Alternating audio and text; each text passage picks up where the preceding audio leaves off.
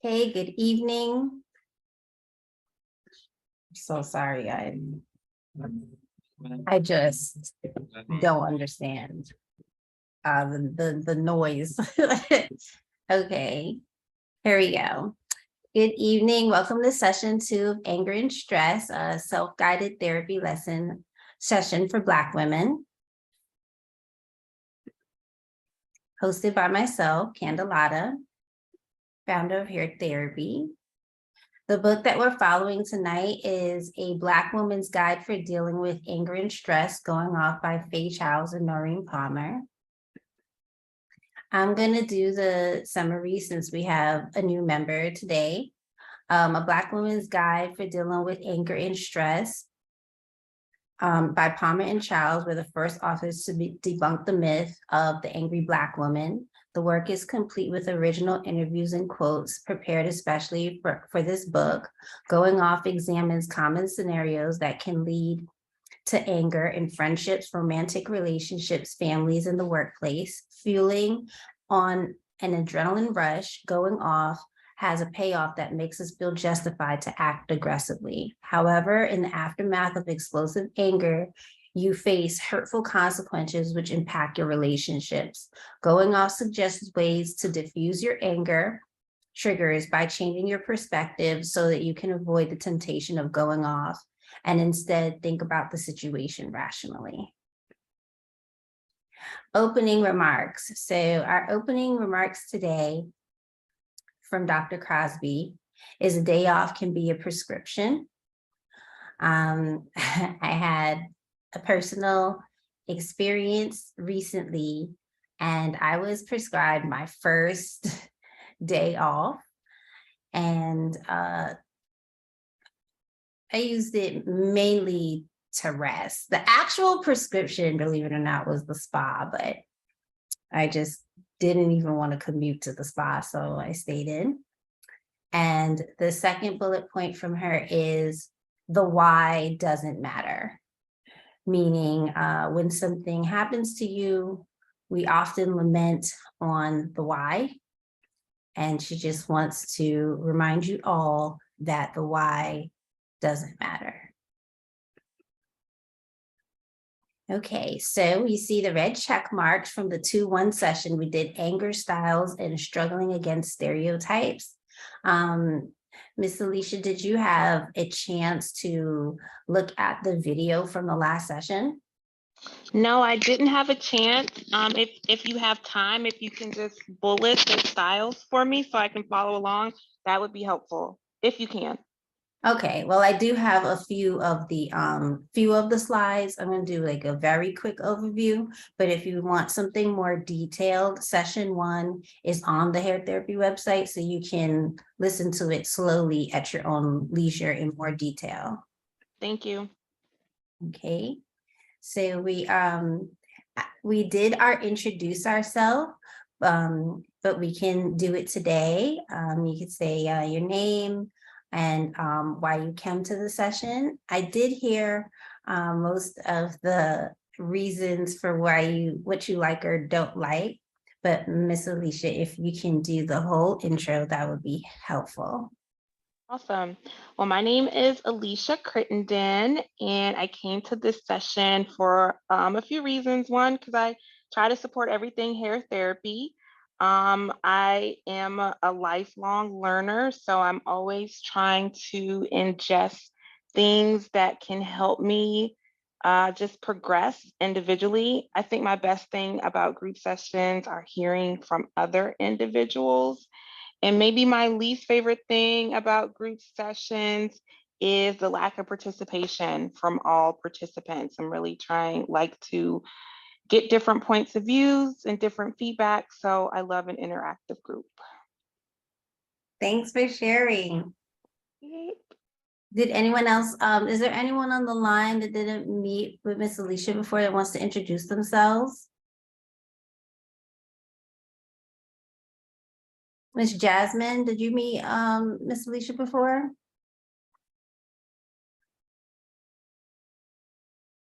If you're talking, you're on mute, can't hear you. Oh, Can't get her. Maybe I'll get her a little I'm later. sorry, I'm here. Hi. Yeah. What was? I'm sorry. I had to step away for a second. I came in to hear my name. Gotcha. I was Um, asking if you met Miss Alicia before, and if not, maybe you could introduce yourself. I do believe she had a chance to meet Queen, and I think she's met Miss Maya before. oh, okay. Well, yes, I'm Jasmine. I came to this session. I just wanted to learn more about the different types of anger and just trying to learn more about myself so that I can grow. And I'm really curious about this session because we're going to talk about relationships. So just curious to see how things apply to me and my experiences. Oh, hot off the press. Wait a minute. A special guest. 1 second. Sorry for the interruption of the flow. Did it work? Did it ask for a password for you ladies? No. No, it didn't. No. I didn't think so. Let's see. The link on the website.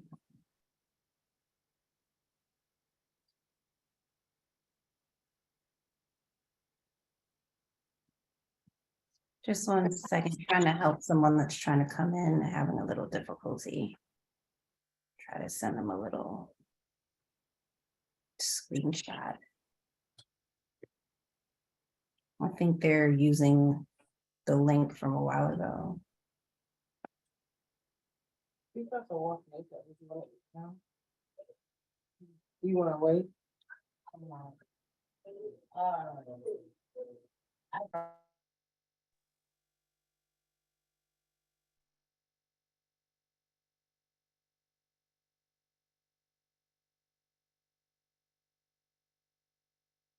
Okay, well, I've sent them what I could. If they're able to get on, I'll go back to the slide or get to give them a chance to introduce themselves. For Miss Alicia, we're gonna go over the anger styles. I'm not gonna read them in depth. I'm gonna bullet them. So the first anger style is the authoritarian. She has difficulty seeing others' points of view or feelings. The second one is high profile. She's overly concerned with image, often displaying a strong front. The third is pragmatic. She's a team player at risk of internalizing her own anger. And then the fourth one is the intellectual. She likes to be in control and feels threatened when criticized.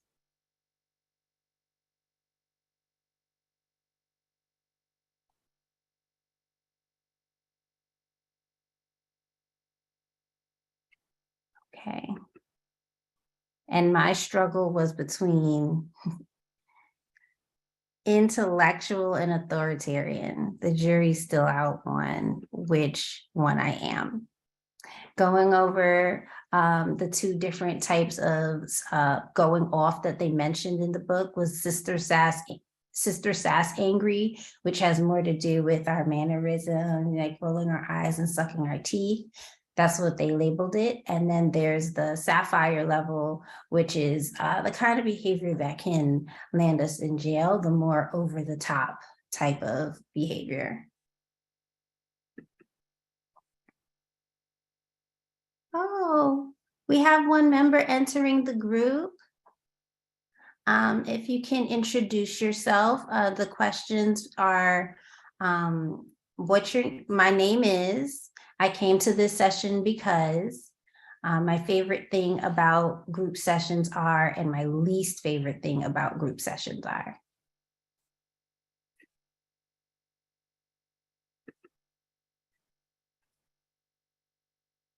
Hello.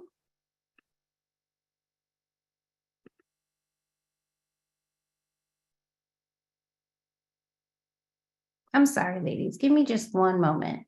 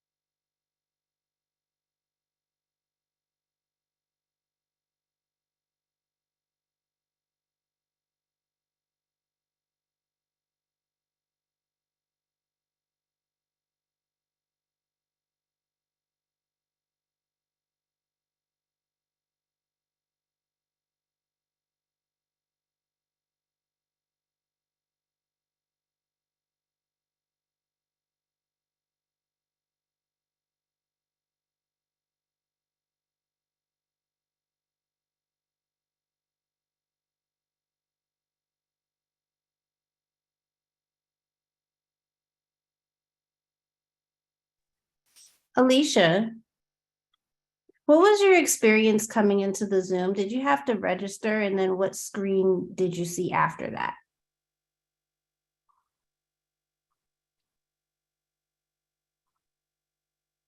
Ms. Crittenden? So if you register through the hair therapy site, it sends you an email and you have to click the link in the email. Oh, okay. Did you check your email?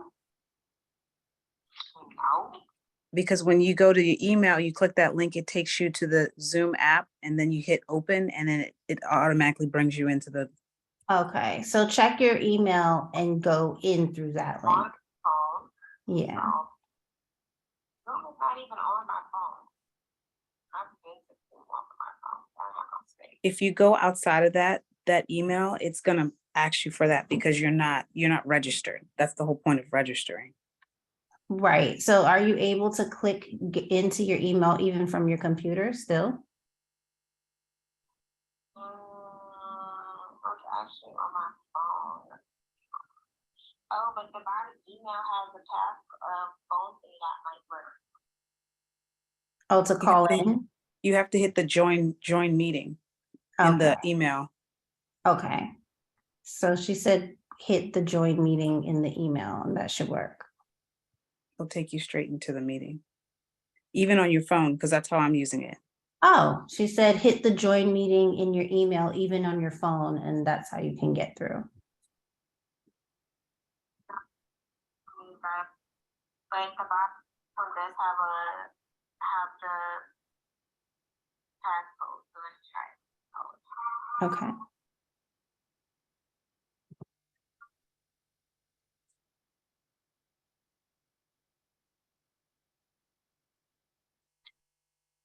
Oh, wait, I have to stop. Okay, bye. Okay. I'm sorry, guys. I was very much trying to.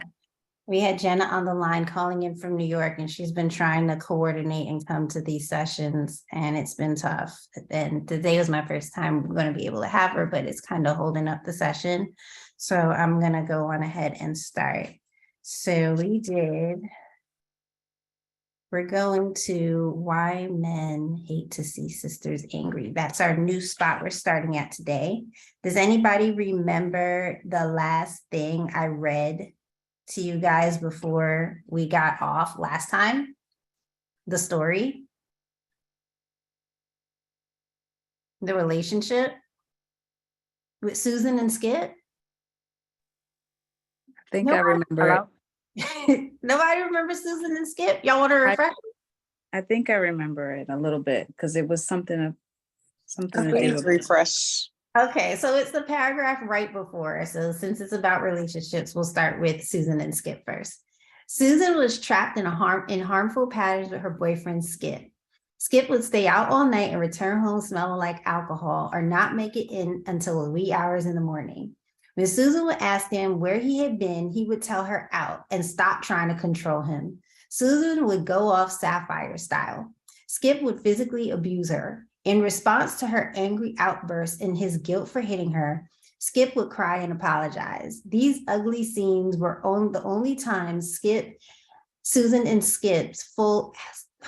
These ugly times were the only times that Susan had Skip's full attention and cooperation. Finally, Susan began therapy because she needed someone to talk to about the situation, and she was too embarrassed to discuss it with friends. At first, Susan really believed that blindly going off was the answer to her problems with Skip. But with the help of therapy, she began to see things differently. She realized that she was deeply angry, but she felt guilt and anxiety for lashing out so furiously at someone she thought she loved.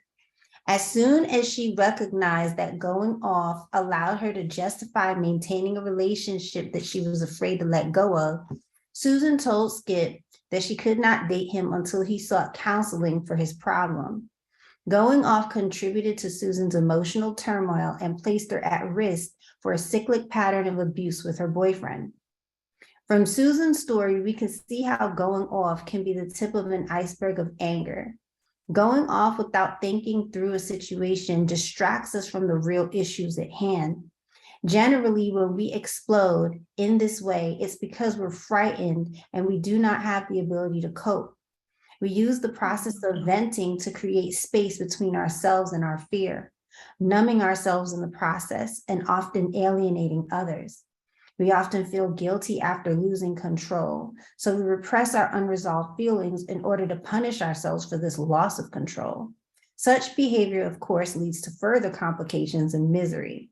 If we continue to hide our anger to avoid expressing it, we may find ourselves suffering from the invincible Black woman syndrome, a condition that sisters experience when they want to maintain the appearance of staying strong by placing themselves last despite their feelings. Going into why men hate to see sisters angry. When we asked men about Black women in anger, they visibly wanted to know if going off is going to make suggestions for sister to take their anger out on men. Why? Because we talk about going off, we talk about our heartaches, bodies, children, and our dreams, which often involve men. Picture this fantasy. The man who you've been waiting to call finally gives you a ring. He apologizes for not keeping in touch over the past few days. He tells you that he'll be right over to talk with you and he'll bring takeout with him so the two of you can chat over dinner. He asks you if you need anything from the store while he's on his way. He arrives at your place and looks into your eyes and says, "Baby, what's wrong? Are you angry?" You look at him and become emotional, ready to cry, ready to talk. Oops, this is just a fantasy. Most men are not ready for this type of candid conversation. Usually when women get angry, men are oblivious to the cause of their anger. Men seem completely unaware of what sisters are going through. To talk about a woman's anger threatens them because they feel they might be asked to change, and they're happy with the way things are. In the fantasy we just related, the sister felt put out by waiting for him to call, and she was tired of trying to decipher where the relationship was heading. She thought he should understand her feelings without her having to explain them, a common feeling of sisters with the invincible Black woman syndrome. And she thought he should offer an explanation for his behavior. From this point of view, everything was fine. As far as he could tell, she had no reason to be angry. Besides, she always told him how happy she was whenever they spent time together. Now let's take a moment to reflect. What do we think about this passage? Does it bring up any thoughts for you? Any moments of you being angry and not feeling like you should have to explain your anger because it should be obvious why you're angry? And what happened? Did the person ever divulge that they actually knew why you were angry? Or did they pretend they had no reason why you were angry and neither of you brought it up? So my opinion, this is Queenette. I guess if you live long enough, you'll realize that it's not that they don't care that we get upset. I think it's more of, if a guy's interested, he knows he's expecting for you to explain, or the communication is very clear. Just listening to when you were reading that passage, for me, if he gets upset or he doesn't expect an explanation or a conversation after not talking to me or calling me or communicating, whatever the situation may be, I just have to know that he's not interested. He just wants to play. He wants to have a good time and then go about his way. So it's a different perspective in different situations. But just listening to the passage, it just kind of seems like the guy he's really not fully invested. He just wants to make sure, hey, we're good, to the limitation of what he thought she would accept, which is dinner takeout and asking her if you need anything on the way up there. And unfortunately, he came across a woman who was looking for someone to be vested into a relationship and not someone who just wants to play around. So with your partner, has there been times that you have been angry and he didn't use it as a segue to explore your feelings and kind of just let you fester in it until you said what it was without saying, baby, what's wrong? Because they're saying the fantasy part of this passage is him coming in and automatically saying, what's wrong? So have you ever been skipped out on a what's wrong? in my personal situations, I have my experience or my take on when they ask me what's wrong, it's to diffuse what they already know. And I only say that because if you made a phone call prior to coming over, or even if you came over and you saw me upset and you know that you didn't do anything from your perspective, then it's a genuine what's wrong. But when you see me upset, you know I'm upset, and then you ask me what's wrong, it's like a passive way of saying, I know you're upset. Let's just get this over with so we can just move on. And so, yes, that does make me angry. But when you're genuinely coming into a situation or an experience in my life and you're asking me, hey, what's wrong? Because you genuinely don't know, then no, there's no reason to be angry. I think it's very passive for someone. When you're in a relationship, I think it's very passive when a man asks you what's wrong when he knows that, okay, you may not know specifically what's wrong, but you know that you did something to make me feel this way. Anyone else? I think often in my situations, there's no addressing the issue, right? Sometimes it's you're mad, I'm mad, cool down and move on, right? And I don't know if that's a good thing or if that leaves more unresolved issues, And that's a right? very good open-ended question that I think a piece of it will be in the next passage, a piece of it. So a wise person will tell you that that's a good thing, because it's better for you not to say something you'll regret, especially if you know you're upset, than to address it and not be in the level-headed mindset.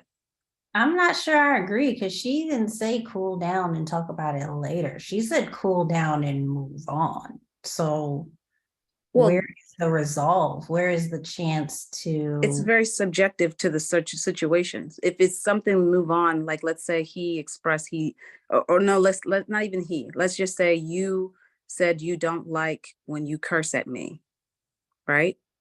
Because that's something that's similar just happened to me recently. I don't like when you curse at me. I can cool down. He can cool down. We cannot address it, but when it comes up, it needs to be addressed. Or you can, or depending on your personality or your relationship, you could cool down and not address it and just let it be known that the line was drawn. I don't like when you curse at me. So the next time, if there is a next time, then you now have to move in what you don't like, or he's going to keep doing it. So are you talking about something as more complex, Alicia? Are you talking about something kind of like that, where the person kind of tips over the line and you're like, no, no, no, and then they back away and you could really move on? Or is it too deep to like something that we really should have a full discussion about? I think it's both, right? And the challenge, so I think that was Queen speaking, so I agree with that, right? You let your boundaries be known and you don't harp on them or you don't overemphasize them, right? You say it and then you both respect it. There's other times when things may require a deeper conversation, but because your views are so opposite, it would be hard to find a middle ground without additional arguments, So right? like Or maybe, a go ahead. Republican and a Democrat? Yeah, maybe, right? I Or mean, I know that's that we're funny. talking more romantic, but like for the sake of, you know how they go once they get started. Absolutely. Just two opposing views. Nothing passes, like if one side has to strip everything to, get the bill through. It's like, yeah, I don't know. But let's see if they give us any help. Did anyone else want to share anything from Susan's story? Susan's behavior with her boyfriend? Did that bring anything up for you? This is Maya. I'll share a little bit about that. Oh, okay. Let me go real quickly. I had forgotten about the passage until you read it back to me, and then it came flooding back to me. I just didn't remember their name.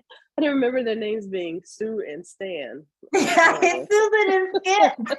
Susan and whatever it was. It didn't sound like the names I thought it would be.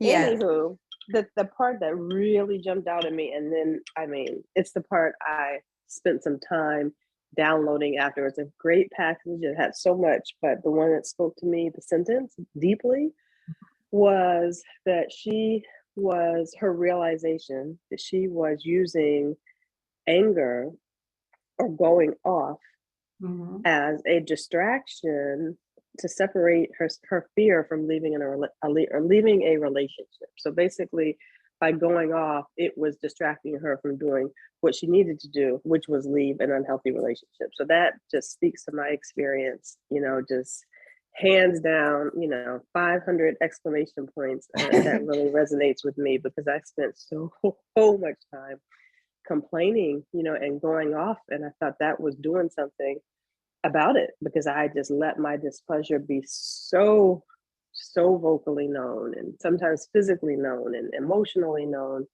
But I can look back now and see, of course, in hindsight, that was just a buffer, of course, I couldn't see that then. I really felt like it was, making an impact and scaring him or saying, I'm Right. watching you. And, the boundaries have been set and the lines have been drawn, but that really was not doing anything. And so she really summed it up in that one sentence that was the most powerful for me of all the readings, because I think that's what I did. And of course, do not want to take that into any relationships moving forward. So, like on TV, how they make jokes and they call something by someone's name. So like, oh, we're pulling a Susan, but only we would know that because we read the book. Did anyone else want to comment or give perspective on those two passages before we go on to the next section, which is going to be discussing resentment openly? Okay, here we go. Rose agreed to stay home and rear the children, but she often felt isolated and lonely. She wanted to return to the career she had left, but she knew that her husband, Jay, was against it. Since Jay enjoyed his career and success and expected his wife to feel privileged to stay at home, any general what-if discussion about the situation was canned. It became a daily routine for Jay to come home from work and in inspector mode, looking around the house, complaining about something Rose didn't do. Rose began to harbor anger and feel a growing resentment toward Jay. She called her previous coworkers in order to keep in touch with the work world. She realized with charging that her with I'm sorry.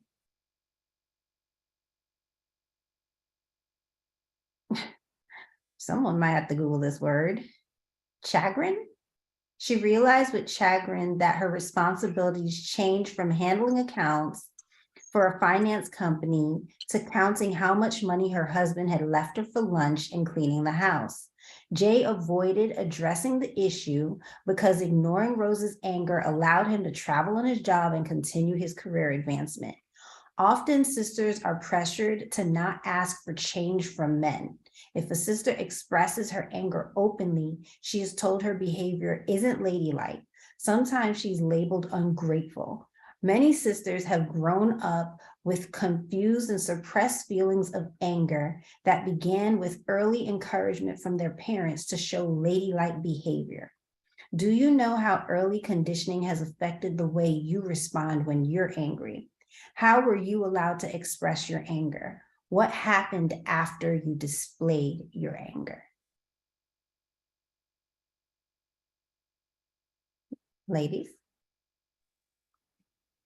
Well, this is Maya again. I'll jump in here because, and this touches on last week. Reason why I'm here, I feel like I am a complete head case because in my family, I did not see the kind of anger displays that I displayed in my, well, I guess now ex relationship. My mother did not express anger in an unhealthy way. There was no, I mean, there was dissension and things happening, but no going off, and certainly that was audible. So I don't know where mine comes from, but some things I can direct link. Oh, this comes from this thing in my family, but not that type of behavior. That the losing it that I am prone to do. So Were you allowed again, to express your anger when you were younger? I don't, I don't remember. I don't know how to answer that. I don't remember having a lot of anger to express when I was younger. I feel like my parents ran a tight ship, so there was no acting out or talking back or stomping around stuff I see my kids doing. No way. I was, you would get like it just wasn't acceptable, and it just was not gonna fly. So yeah, that's just my experience with it. How did anyone else feel about Jay kind of just ignoring the needs of the wife, and then the wife also, just not having enough in her to push through the difficult conversation and make the direct declaration she wanted to do something different? Does anybody else feel like they have been conditioned to be ladylike when they were younger, or that you were allowed to express your anger when you were I younger? wanted to jump in on that one. Coming from a household where my family's, I'm first generation US from Nigeria, culture was such a huge factor.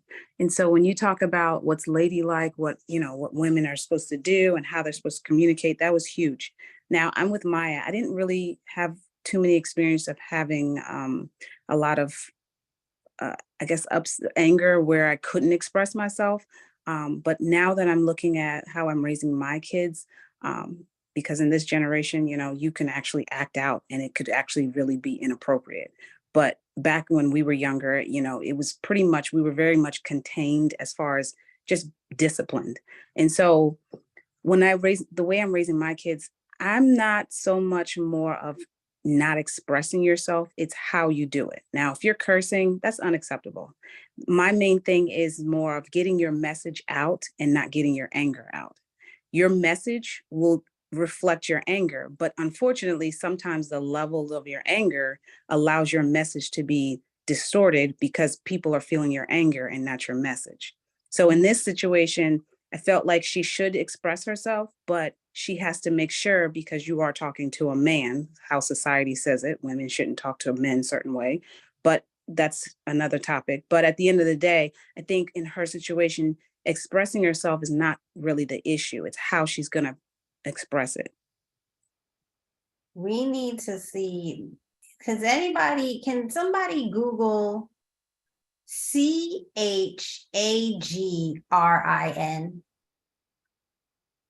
I think I don't know how to pronounce it, but let me Google it. When I read that word, it's like much to my dismay, or it doesn't have a positive connotation, but That's exactly it. That's exactly it. Much to my dismay, it's chagrin. I believe the word is chagrin.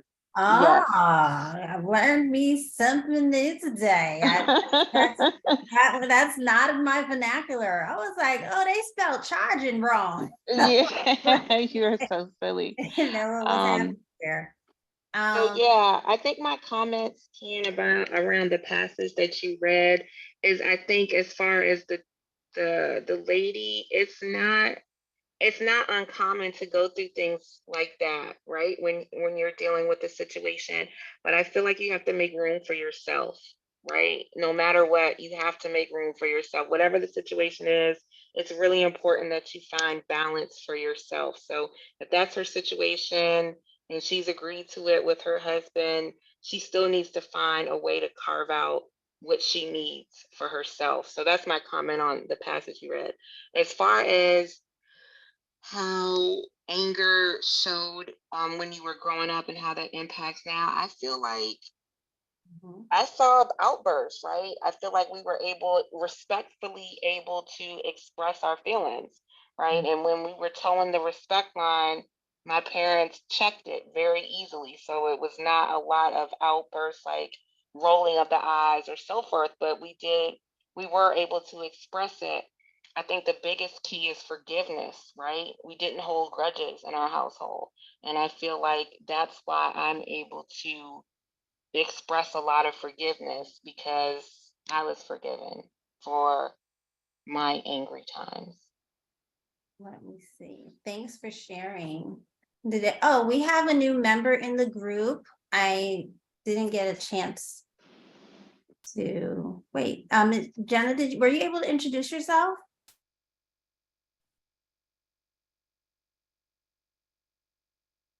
Miss Knight? Hi, sorry, I was muted because my background is wild right now. Were you able to introduce yourself? No. I feel like we just jumped right in. My name is, I came to this session because the best thing about group sessions are, my least favorite thing about group sessions is. What? I'm sorry. Say it.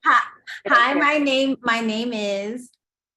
Hi, my name is Jenna. I came to this session because. I came to this session because you're my friend. I love you, and I'll be having bad days. Like, I guess, sure, but like, the best thing about group sessions are. different perspectives. My least favorite thing about group sessions are.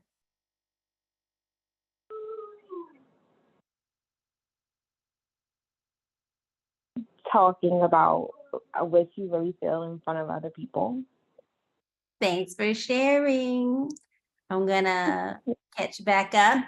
Okay, so within the book, they have these little notes like throughout the book. And one of the notes, the sister circle note is, start using a journal to write about why you're angry. Oh, I can't see this.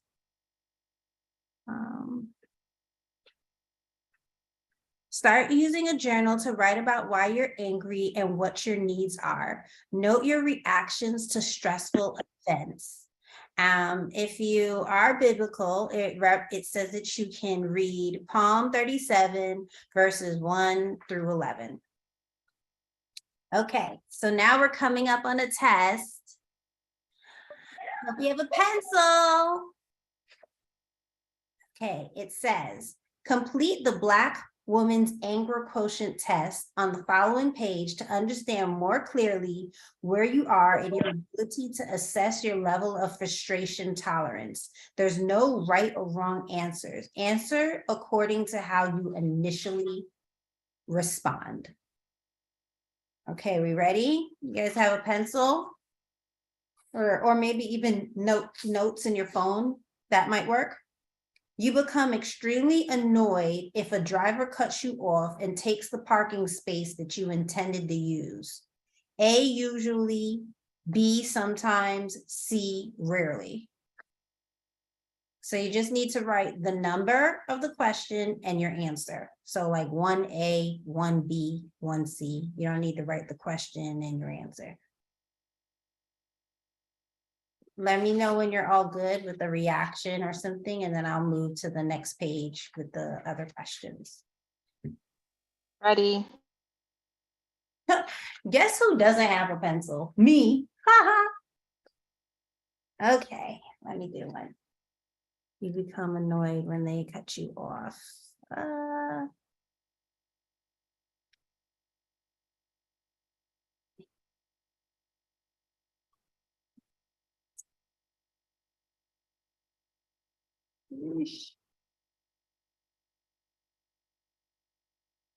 All right, next, number 2. You become agitated if you are next in line and you're overlooked by the salesperson. A, usually, B, sometimes, C, rarely.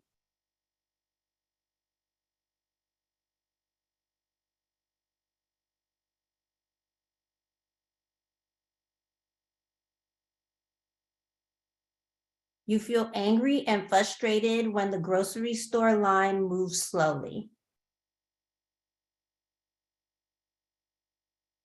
Usually, sometimes, rarely.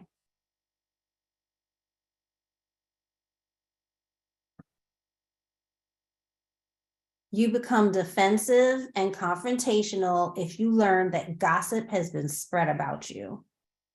It's number 4.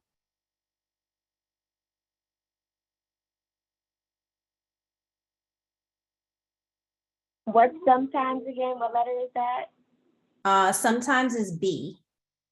A, usually, B, sometimes, C, rarely. Okay, thanks. You're welcome. Number 5, you become extremely agitated if a salesperson follows you around the store for no helpful reason. A, usually, B, sometimes, C, rarely. You become irritated and defensive when a supervisor criticizes your work in front of other coworkers. A, usually, B, sometimes, C, rarely. When cashing a check, you become agitated if a bank teller acts suspiciously.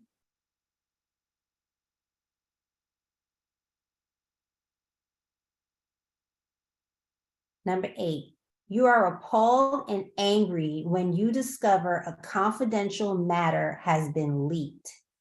A, usually, B, sometimes, C, rarely.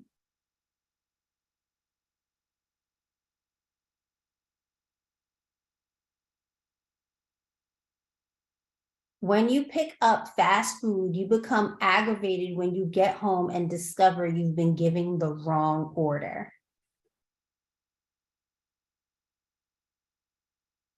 Is that question 9? Can you move screens? Yes, question 9. Thanks. A, usually, B, sometimes, C, rarely.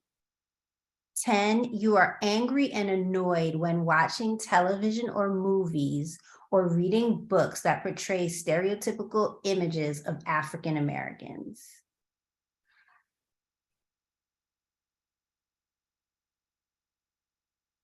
Did anybody miss a question? It should be 10 total answers on your page. Okay, so for the scoring, for each A, give yourself 0 points.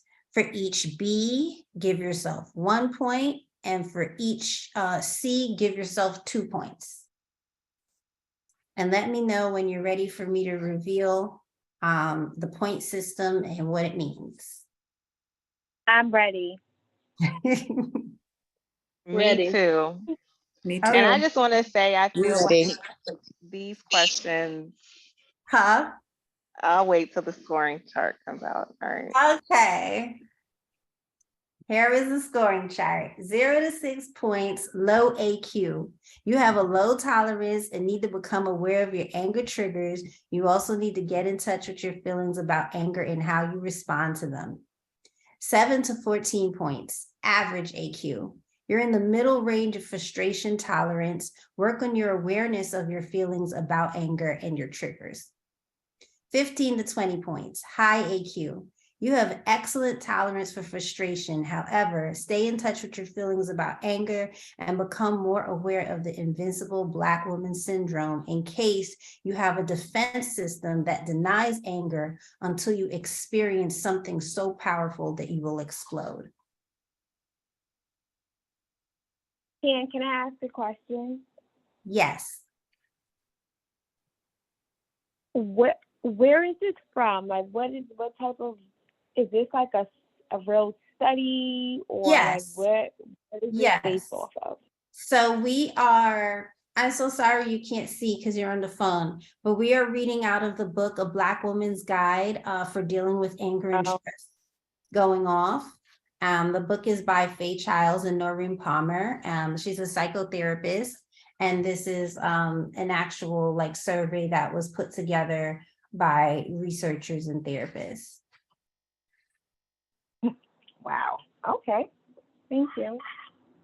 How's it looking? And everybody want to keep private? Anybody want to share? Anybody think that Well, their diagnosis is just can't be accurate?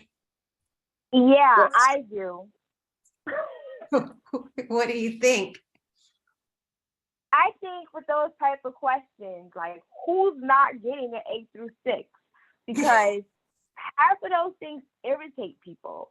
And it's Yes, agree. like who is not getting, is there anybody here that got past the 0 through 6? I would love to know how you keep your cool in those type of situations. I did.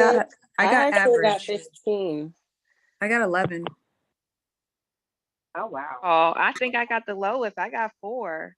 Oh, I got 1. But the I thing got 2. is, if it makes you, just because it makes you angry or irritates you, doesn't mean that you're always going to act on those. You just right. know that you don't like it, right? Mhm. But I'm sure they have devised something that makes like a correlation. And then so maybe the goal is just to get to a place where they bother you less or rarely bother you, as opposed to it being a guarantee that it's going to bother you. Because it's like, you know, if you go outside and walk in the rain, you know you're going to get wet. So it's like, oh, I have to deal with getting wet because I'm outside in the rain. So maybe it's kind of like, if you drive long enough, someone's going to cut you off. Like it's going to happen. So are you going to give each person that cuts you off the finger and the energy and slam the wheel? Or are you going to give 2 out of 4 people the finger, or no people the finger? So I think it's the more about probably developing low-level responses to unavoidable circumstances.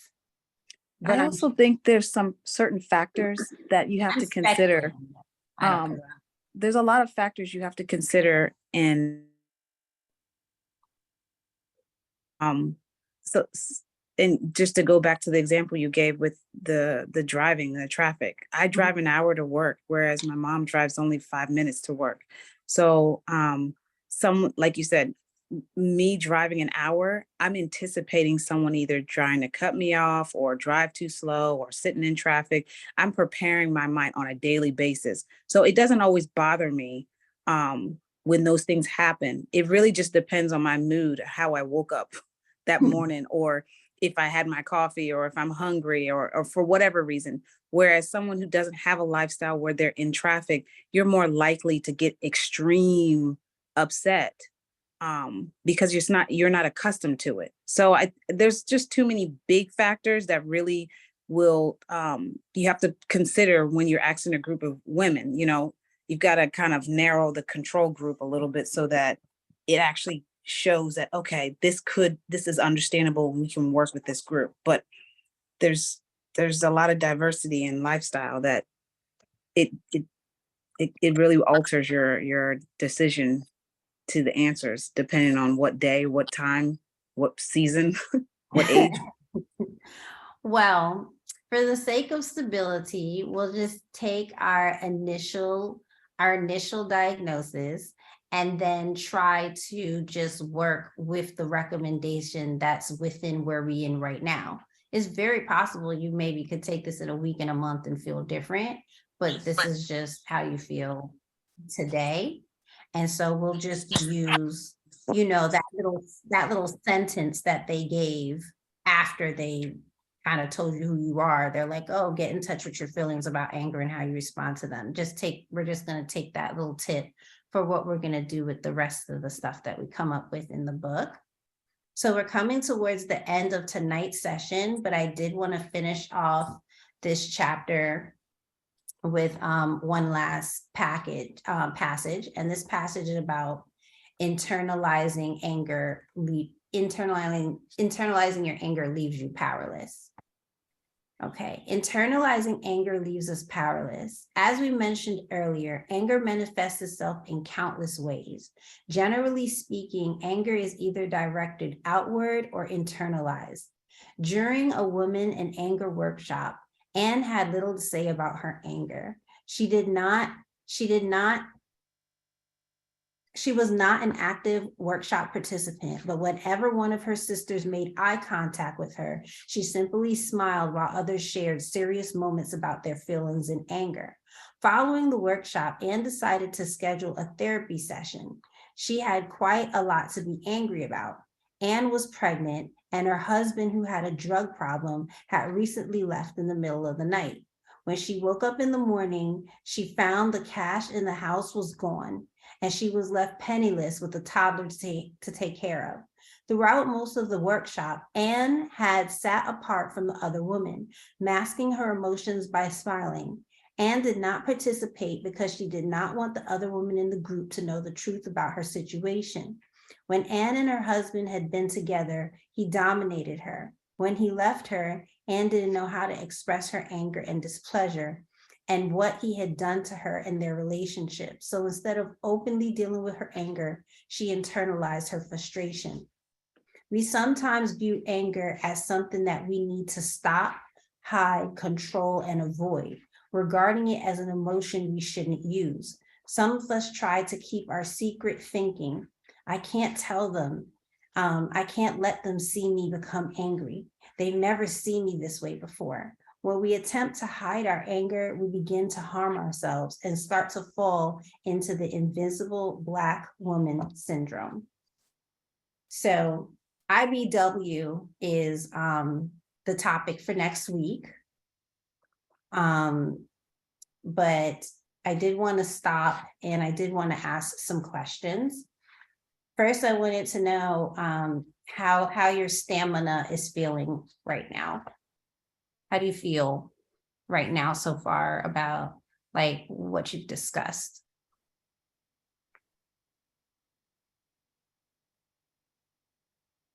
I feel triggered. Do you feel attacked by the test?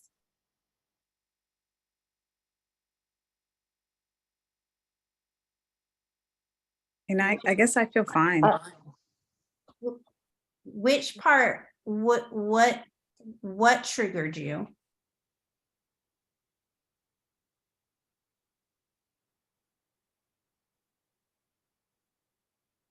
Who said trigger? Ms. Knight? I'm an internalizer. Like, I'm a grudge holder, a dweller. I don't let stuff go. So I don't really, if you annoy me or something, I may not want to say a thing because I don't like to let people know that they got under my skin, but you'll probably see it in my face anyway. But if I don't say nothing, then I'm just going to just sit there and lament about it for days, months, years, and probably forever hate you, but won't really tell you that I hate you. I'll just like be cool on you and completely change how I deal with you rather than just to let you know that you got under my skin. So you feel like they talked about you a little bit here? Yeah. I mean, yes, but I'm just. She said, I was, yeah. I was either girl for the meeting or like, yeah, I said that in the beginning. Like, I don't really like to just. So I'm going to be the person sitting there while my husband's there stealing everything from the house.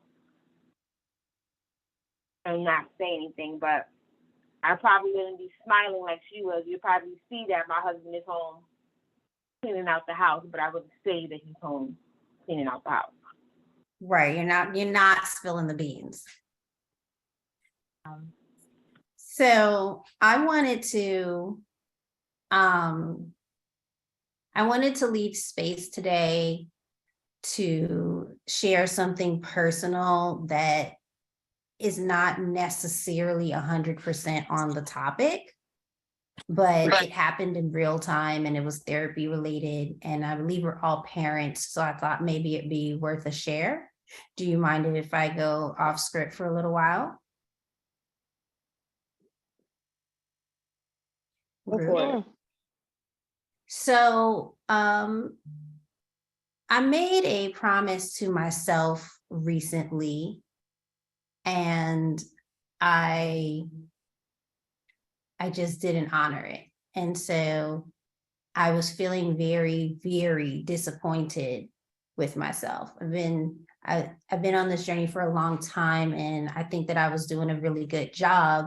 And so when I made this mess up, I just couldn't live it down. It was as bad as if I had one of these bad husbands somewhere in the passage, because that's the way that I was yelling at myself, like in my mind.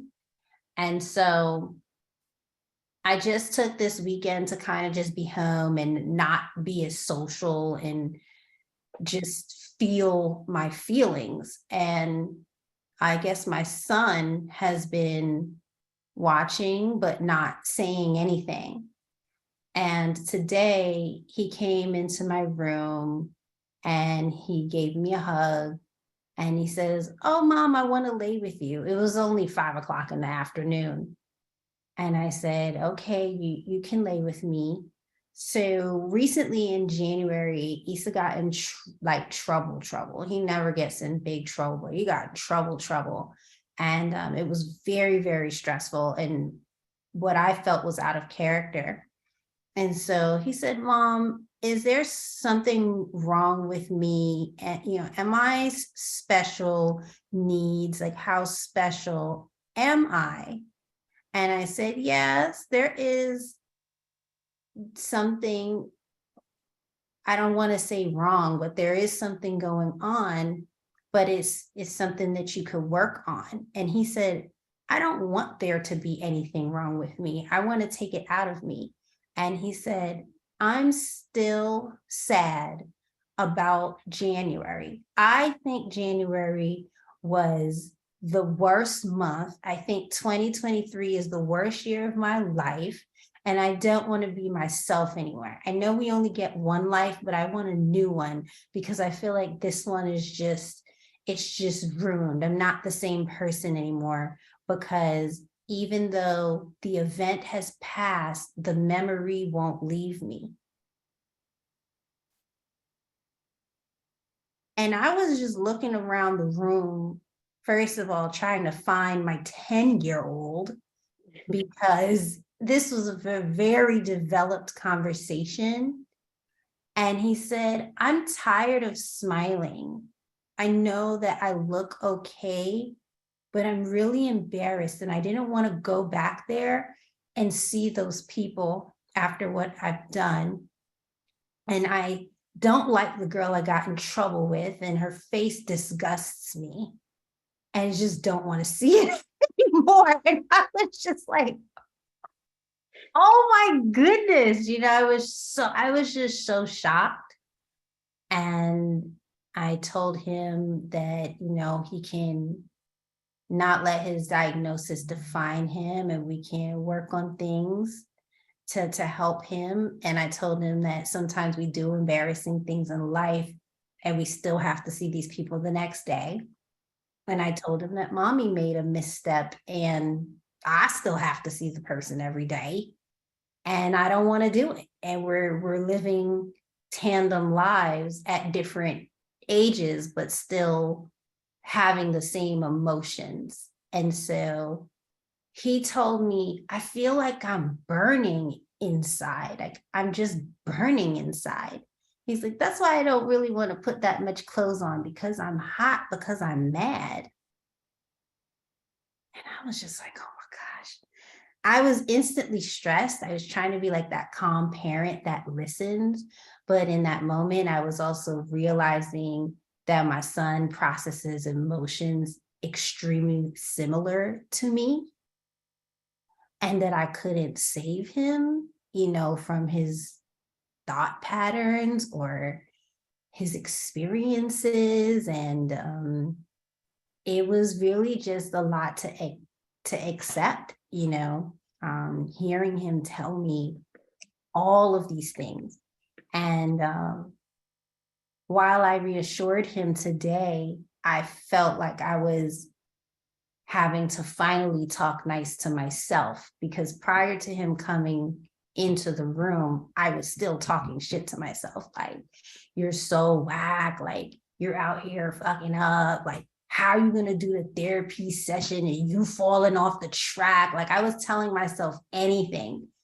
But while I was telling him, like, it's okay, you could regroup, we have to keep going, we only get one life, I was talking to him, but I felt like I was talking to myself positively for the first time in 4 days.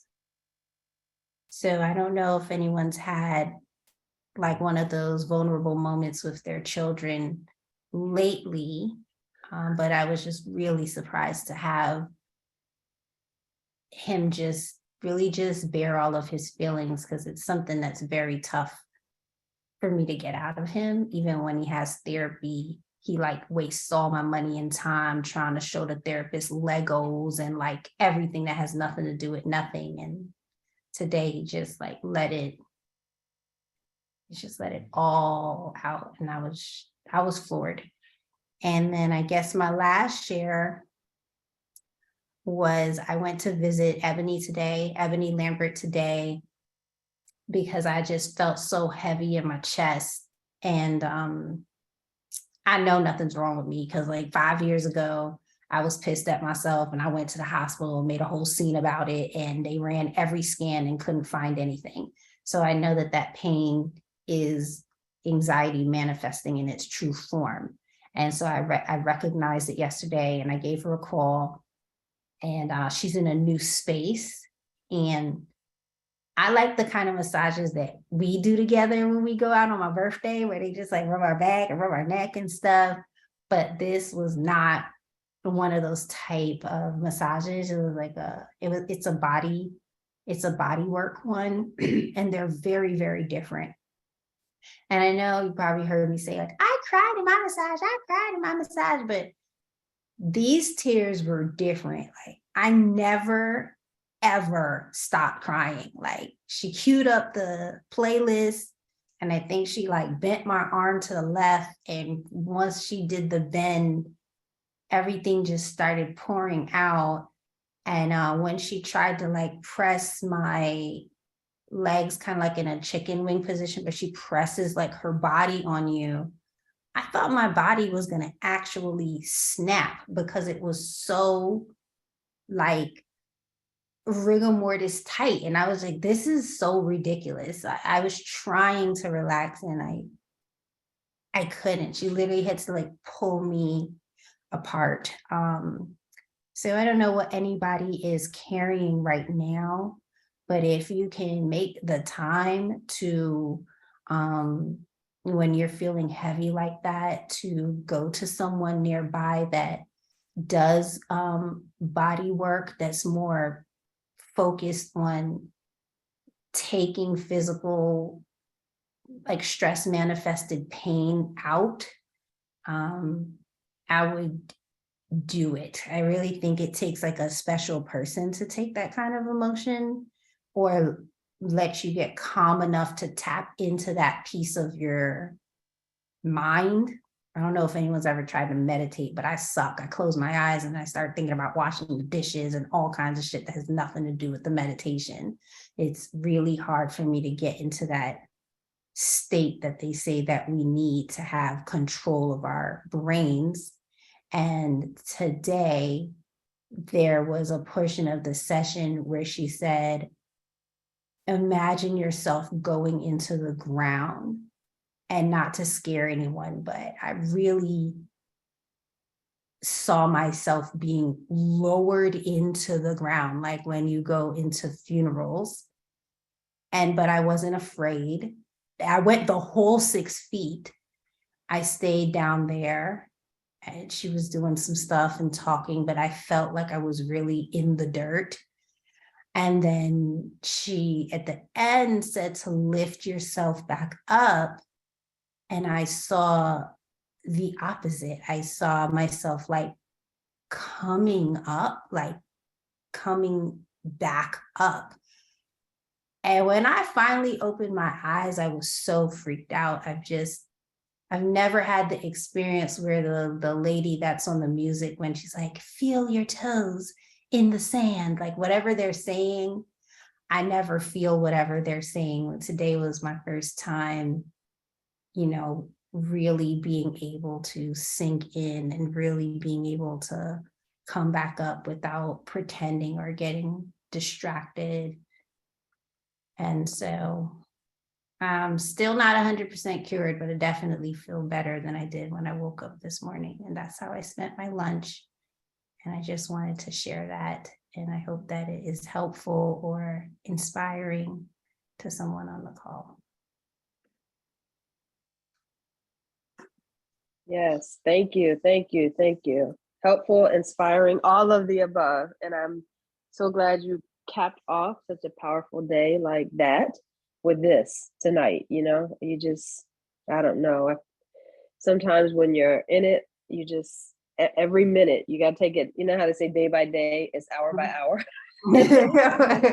Right. I've been at that point several times. So anyway, hopefully we are helping you. I don't know how, but just to some degree. And, just know that you're loved and you have created this safe space for us. So thank you. Yeah, I just want to say that you should be proud of yourself for creating a safe space for Issa to come to you and tell you how he feels, and then for finding an outlet for your stress, whether it's through a massage or this group, right? Just really putting the time in to do the work for both of you guys. So keep going.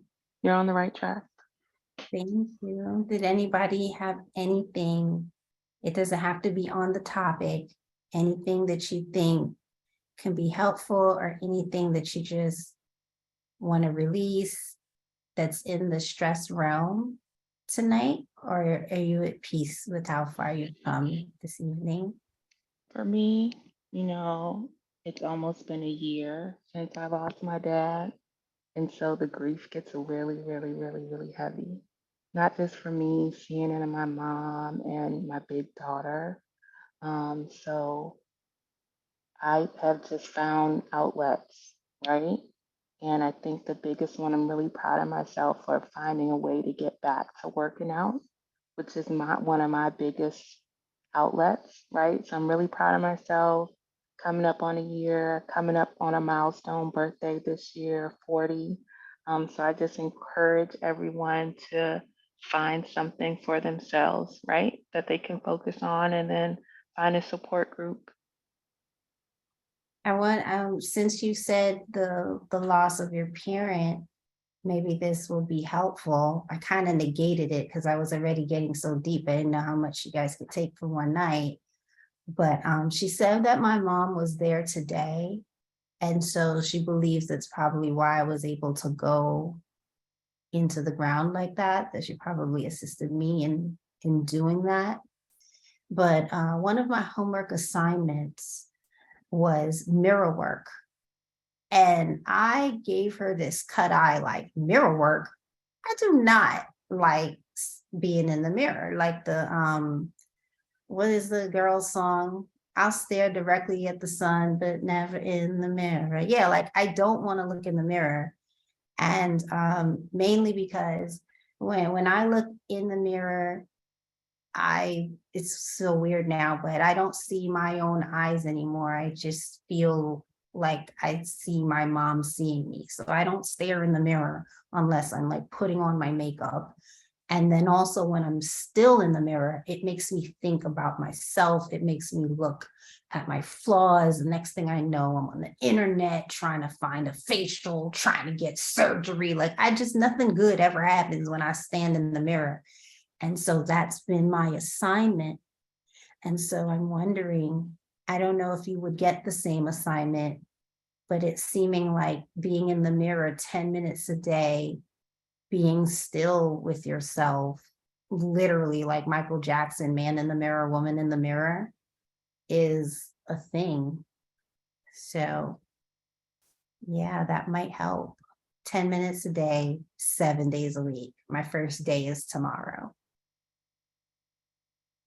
I'm not looking forward to it, but I am. I do that. I You do the do it? mirror thing.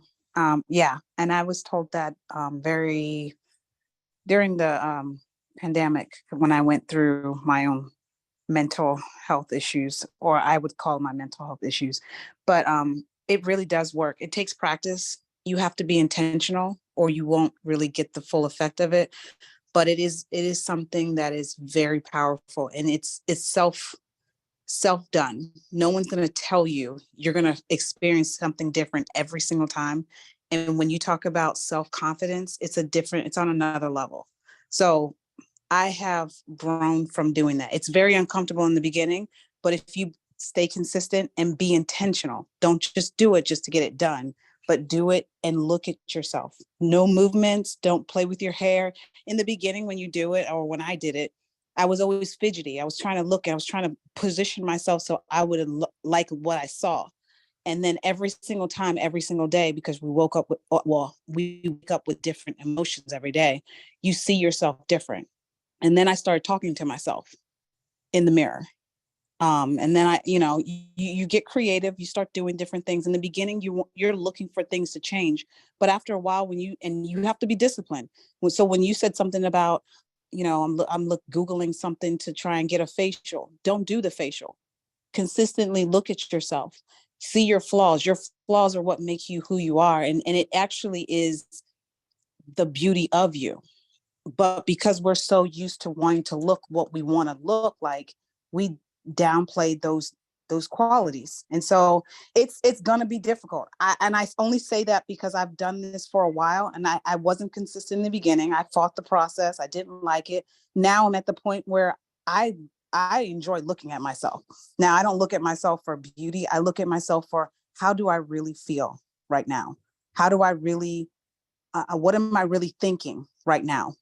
Not the thoughts when you're closing your eyes, the thoughts when you're looking at yourself. It's a really powerful thing. It's almost scary a little bit, but I would just say you're on the right path. It's uncomfortable, but because you have the tools, you may not know how to use it, but the best thing is that you have the tools.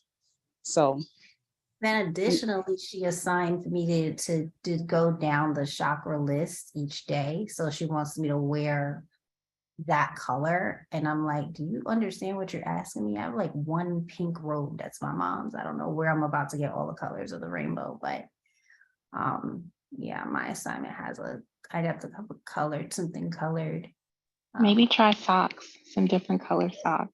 Oh, that might work. That might work. Or your hair therapy scarf. I said, I have a couple of scarves. She was like, that's only 3 colors, but yeah, you can start there. So when we meet next Wednesday, it'll be almost 7 days, and I'll let you know how my 7 days went. And if anybody would like to start, I would love to, if you want to share, what you experienced on your first week. All right, guys, that is it for tonight. When we come back next Wednesday, 7:30, same time, same place, we'll be talking about the Invincible Black Woman Syndrome. Okay? Thanks, ladies. Good night. Thank Love you, you Candeletta. guys. Night. Love you Good later. good night. Right.